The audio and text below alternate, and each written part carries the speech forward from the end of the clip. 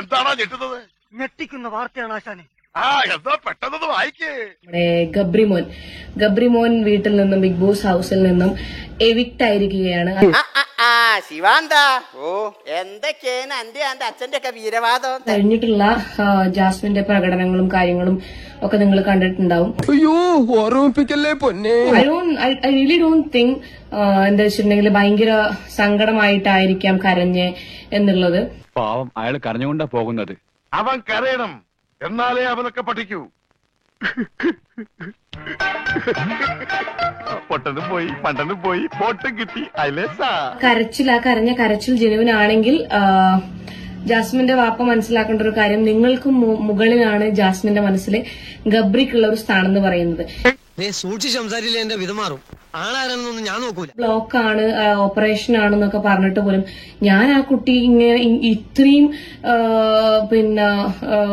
നിലവിളിച്ച് കരയുന്നത് ഞാൻ കണ്ടിട്ടില്ല. ചില മുതലാളിമാരൊക്കെ അങ്ങനെയാ പരമുള്ളേ. ഇല്ലിമുള്ളം കാടുകളിൽ തല്ലലമ്പ. ദൈവമേ, ഇവൻ അടുത്തിടിക്കുള്ള ടെൻഡർ ക്ഷണിക്കണ. കാരണം ഓടിക്കരയുന്നു, ചാടിക്കരയുന്നു, കുഞ്ഞു വീഴ, വാഷ്റൂം ഏരിയയിൽ പോയിരുന്ന് കരയുന്നു, ബെഡിൽ കമന്ന് കിടന്ന് കരയുന്നു. ഒരു കയ്യബദ്ധം നാറ്റുകരുത്.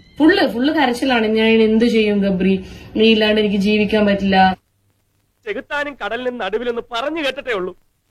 എന്നെ ഇവിടെ നിന്ന് രക്ഷിക്കണേ ഭഗവാനെ. സങ്കടം വരുമ്പോ പോയി കരയാനും, സന്തോഷം വരുമ്പോ പോയി കെട്ടിപ്പിടിക്കാനും, ഒന്ന് ഉമ്മ വെക്കാനും ഒക്കെയുള്ള ഒരു ഷോൾഡർ ആയിരുന്നു എനിക്ക് ഗബ്രി.